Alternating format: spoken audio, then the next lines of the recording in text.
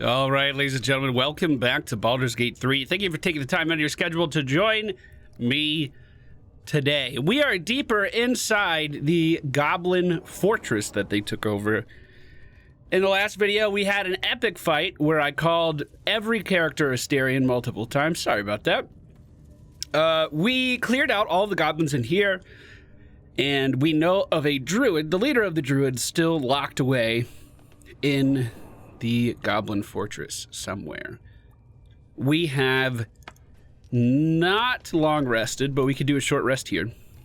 And we are going to see if we can find him. Spoiler alert, we're already in the room. We already know exactly where he is. However, we don't know. How do I say this? The druid can shapeshift, and we don't know what form he's in. So maybe we he's a fucking bear. That's really where I'm going with this. He's a fucking bear. That's a one shot to start off combat. Well, goddamn, a charisma hex into an eldritch blast from Liz, gonna rip apart a goblin on the far side. I guess we do see that he is a friendly bear. What I was really trying to allude to is maybe we kill him because we don't know he's a bear. But it doesn't look like he's going to be attacking us either. So, you know, we'll be cordial. We'll be cordial.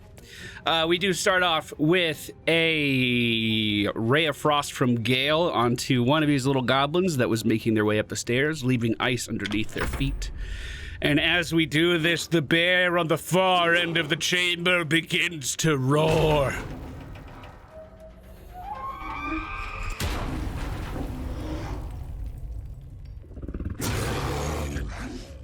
I can't wait to play a druid, dude. That'd be so dope. That'd be so dope. Liz is going to reapply her hex onto the small goblin behind us that was trying to break our line. That small goblin is no more, as Liz moves to the right, overlooking the stairs in front of this gigantic bear who just busted these down. On the far side, we begin to hear the sounds of wargs trying to bust through their cage to help their goblin allies. Astarian looks to his left and sees Butcher Vrak in the corner hovering over a table covered in blood and animal remains. He fires a shot from his longbow, dealing 12 damage directly to the chest of the goblin. We have a new combo we can do with our cleric, with Shadowheart. If the situation ever arises. Unfortunately, our cantrip was resisted.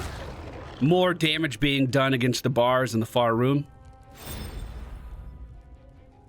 Disengage. By the way, there's a pre-patch being rolled out for Baldur's Gate right now that is going to make our current save incompatible with the new save. However, you can run previous versions of the game. I appreciate them letting us know that. But I'm going to try to finish up Liz's story pretty soon to get it done before that patch rolls out. And I think this will be our last playthrough for a little while until they add some more story content or some new classes. At this point, I've experienced every playable class in the game. I feel like I have a good understanding of the game. And we've also kind of seen the direction that both a kind of good character and a kind of evil character can take. Liz fires off an Eldritch Blast after reapplying a Charisma Hex to the poor goblin that was prone, completely one-shotting it. The wargs still attacking the gate here, trying desperately to get out to help their goblin allies. However, they don't seem to be doing that great of a job. So one of these heals, motherfucker, I did it again. One of these heals we have can be done as a bonus action, right? Is it Cure Wounds? Healing Word is ranged. So I'm gonna see what happens if I heal myself at full health. It still works! Okay, we applied. Oh, well, still can't attack, never mind. I swapped the necklace that Astarion used to wear over to Shadowheart because Astarion has a new necklace that's ballin' as fuck. The gate falls and the wargs are set free. Shadowheart takes 11 damage to the face. Gale moves up on the stairs, looks down the path, but cannot quite see the enemy wargs just yet. They're just out of view. Let's go ahead and let's do a poison spray. Target's too far. He has to be closer. Okay. We'll just do a Ray of Frost, hopefully make him prone. The damage did connect. The ice is there. The large bear that was in the chamber is making its way over towards the goblin as well as we reapply a Charisma Hex and fire off an Eldritch Blast at Butcher Vrak. That was 13 damage. Was that right? 13, 14. Butcher Vrak knocked back out of the ice that he was standing in, flat on the ground in the blood of the carcasses that he was chopping up. Now the wargs can start to make their way out. The closest enemy to them would be the druid that we just freed. Let us fire off a sneak attack on the first warg. That's gonna... Oh my god! That's gonna land for 23 damage as Astarion hits its center mass. We are gonna see Shadowheart move up and be frozen mid-attack. Huh. Huh. Okay. That's a new one. Haven't seen that before. The Butcher stands back up on his feet, does an action surge to be able to attack twice. Shadowheart gets hit in the side because her shield wasn't in place, but now that her arm has been lowered, she's going to survive that attack. We see Astarion. I did it again. We see Gale seeing two enemies ahead of him, knowing that magic missiles guaranteed to land. However, he can't see both enemies just yet. So we'll do a magic missile level 2, 3 attacks on the warg next to the bear, 1 on the far enemy. The far warg does fall, and the one remaining appears to be at about half HP. The bear turns around with 1 slash, 18 damage across the face of the only remaining warg. And now Shadowheart, after months of waiting, lands an attack. 16 damage. That's what I was testing, by the way. So we have the necklace on Shadowheart now that makes it so whenever she is healed, her weapon drips with poison. So she already has a weapon that deals fire damage when she swings it. Now we have fire and poison being used on the same weapon, kind of double dipping our damage there, plus the actual attack of the weapon itself. It can prove to be pretty good. It can prove to be quite a lot of damage. By the way, the reason we wanted to swap that out is because I bought a necklace from a vendor in between episodes that gives the Misty Step ability. So Astarion can literally teleport now. Must use a short rest before it comes back, but that doesn't matter. He has the ability on lock, ready to go. Liz gathers the party, walks towards the former bear who has now emerged, and we see that it is Halsin, the leader of the Druids of the Grove. Pardon the viscera. One should cherish all of nature's bounty, but goblin guts are quite far down the list. You aided a bear without knowing if it would savage you. A true friend of nature. Or perhaps a lunatic. Either way, I owe thanks. I am the druid Halsin. I just know how to read DUI, bud, and you weren't an enemy. I've been to the Emerald Grove. It's in danger. I am aware. I foolishly left it vulnerable to this rabble. There's work to be done. That look in your eyes. I've seen it before. Are you feeling all right? I'm perfectly fine. Never better. Don't be coy. I can sense the imbalance in you. You suffer from the same infection as these true souls, don't you? I thought all the afflicted worked together. Clearly I was wrong. Those tadpoles are the very perversion of nature I came here to investigate. No visible signs of ceremorphosis. Not Just yet. like the others. The good news is, you have time. The bad news, I don't know how much. I will do my best to help you, but before that, there's work to do. Blood to spill. What do you mean? I cannot allow these butchers to threaten my grove. The natural order must be protected. Look around you, dude. There's no order anymore. Only chaos. Chaos is welcome in doses. It helps keep balance. But this is too much. This is unnatural. Help me kill the leaders of this horde. Save my grove. Then I will help you. They are the ones holding these parasites together. Remove them, and nature will cure itself. So, they actually fucked with the wrong Warlock. And they're all dead already. Funny how that keeps happening. You did? Nature's found a most furious defender in you. Very well. Return to the grove. I'll make my own way there. Hey, Then we can see about this parasite of yours. $250 donation when I'm not even streaming for Extra Life. Thank you so much. I just happened to have OBS open at the right time, huh? Okay, so he just said to meet him back at the Grove. Remember, we came out here to not only find him, but we were looking for a cure. Every single cure we've tried to get so far has not worked out well. What we didn't mention to him is that we killed his second in command. We literally assassinated it. So, you know, maybe he won't be too happy about that. But as for now, I believe that our time in the goblin encampment has come to a close. We did not kill all of them. The goblins out front are still alive and well. I'm having trouble opening doors today. I don't know if there was a mini patch that came out, but doors do not seem very responsive to me. Anyway, back to the Sylvanas Grove. Remember, the tieflings asked for help to clear the road, and we did just that. So the tieflings should be able to travel on. They're trying to make their way over to Baldur's Gate.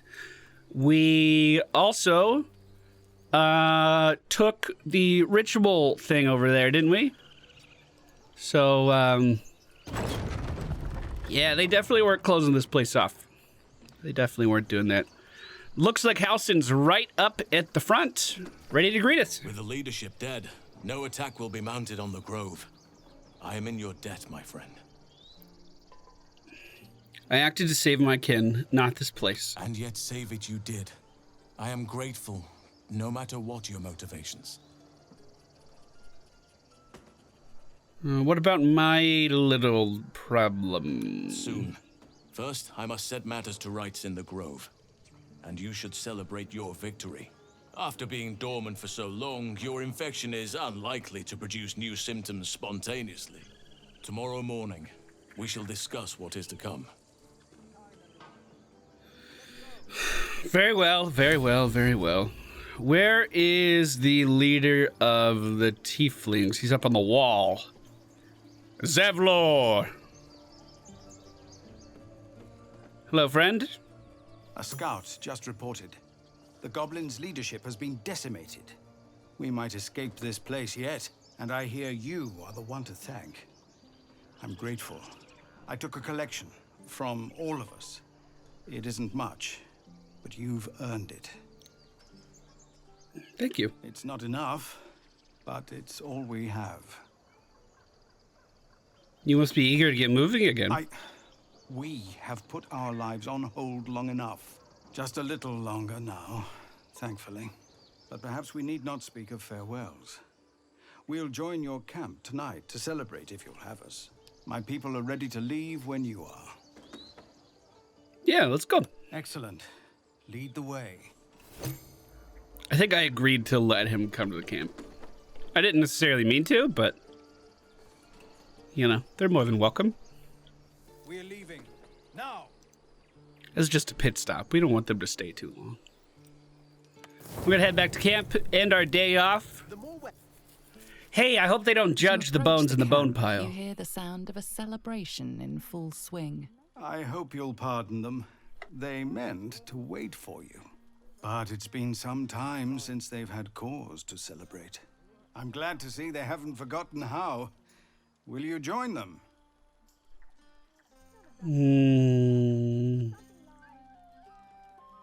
Why aren't you down there with them? Waiting for you, of course. Can't rightly start without the guest of honor, can we? Come, follow me.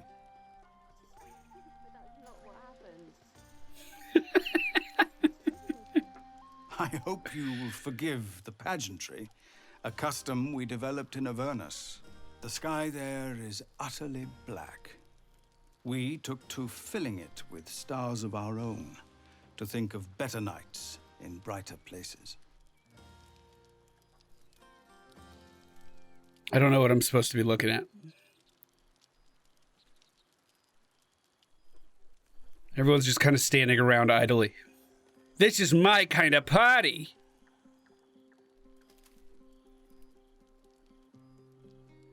Oh, did he? I bet he put stars up there. Nights such as this one, with a light for every life you've saved. Now, we've imposed on you enough. Let's have some music. Hey, keep it down. I'm going to bed. Someone at camp still wishes to speak. Astarian, what's up, my dude? You know, I never pictured myself as a hero. Never thought I'd be the one they'd toast for saving so many lives. And now that I'm here, I hate it.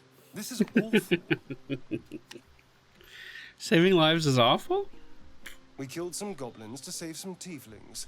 The tally of lives didn't change much. But what do I get for all my hard work? A pat on the head and vinegar for wine.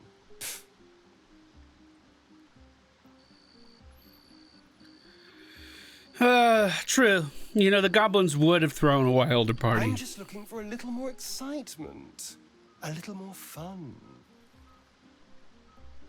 And what's your idea of a little fun? By the hells. Sex, my dear.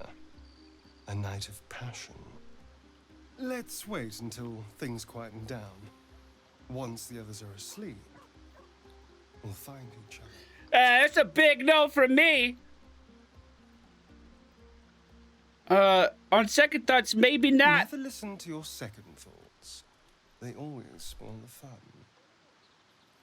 But Matt. fine, if you're determined to ruin your evening, I won't stop you. Yo, like, I think it was a big accomplishment for me just having a vampire in our group. I'm not fucking him. I respect his combat abilities. That's about as far as I'm gonna go, okay? I trust you celebrated most heartily. Curious. I wonder if the tadpole shares in your suffering the morning after. Feel fine. You presume I indulged at all? My apologies then. I must have spent too long in the company of drunken goblins. Now, there's a matter we need to discuss, yes? I promised to help you with your infection. There's cause for hope, but it's complicated.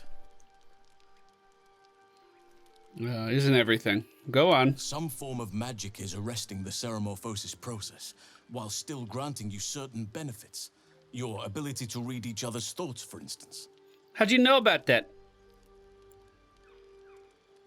I've seen an affliction such as yours up close, before my capture. A drow forced me to defend myself. Afterwards, I was able to study the parasite that slithered out of the corpse, see what drives these true souls.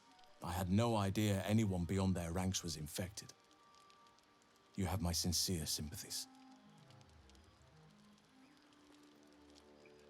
So what can I do? Magic such as this doesn't arise naturally. Someone is pulling the strings, someone of great power. If you wish to cure your infection, you must find them. These absolute wretches are rallied at Moonrise Towers, farther along the Chionthar. Whoever is behind this magic must be there. You must go there. The journey will be perilous, but it seems you're well accustomed to navigating danger. Moonrise Towers it is then. You know, I was expecting more from you than a lead towards some distant, dangerous prospect. I won't be held accountable just because you're naive enough to expect easy answers. Now, allow me to continue. Fuck. To get to the towers, you'll need to pass through a terrible place. A cursed place. This curse shrouds everything in shadow. You will not find life, light, or anything natural there. Any who linger are twisted by the curse. They become shadow beings, tormented, dangerous souls. What do you suggest? You could go overland, along the Risen Road or cutting through the mountains. Easier at first, but you'll run into the shadow curse eventually. You could also go under. There is a tunnel leading from the Temple of Selûne right down into the Underdark and beyond. The entrance is hidden somewhere in the temple ruins. Aradin and his lot thought they'd find fortune down there. They were promised riches if they retrieved a relic called the Night Song, but I think there's more. Long ago, a man called Ketheric Thorm managed to rally a whole army of dark justices in a secret stronghold deep in the Underdark. From there, his forces could access both the Temple of Selûne and Moonrise Towers in secret. But Ketheric was defeated before he could launch an attack from the Underdark. Ketheric took his secrets with him to the grave. You'd need a veritable underground city to conceal the force he mustered. Yet none has ever been found. If you find it, I'll wager it'll reveal a route all the way to Moonrise Towers, bypassing the worst of the Shadow Curse. Well, I was going to tell you guys this, but I actually already found the entrance into the Temple of Selûne. I needed a fast travel out of the Goblin Place without fighting the goblins out front, and that's how I did it. We walked Astarion down there. He noticed a lock he could pick, and he opened the way up really easy. Already? If only I'd gone with you instead of Aradin. Never thought I'd say this, but it sounds like the Underdark is the safer route, and the only route in the game for us to see right now. Anything is preferable to risking the Shadow Curse. I would like to join your camp, if you'll allow me. I can offer my skills, my counsel. I've long sought to return to Moonrise Towers. Unfinished business. It seems our fates have aligned. Let's go then. I advise you start in the Temple of Selûne. If you find the Dark Justiciar's hidden entrance, it could lead you all the way to Moonrise. One of the adventurers had a clue to help find it. A dwarf called Brian. Yeah, I already did this. We've talked about it. God, do you ever feel like people just aren't Everything, really. listening? Too fine a point on it. Oh, we're in town. They didn't take any of their stuff that they packed.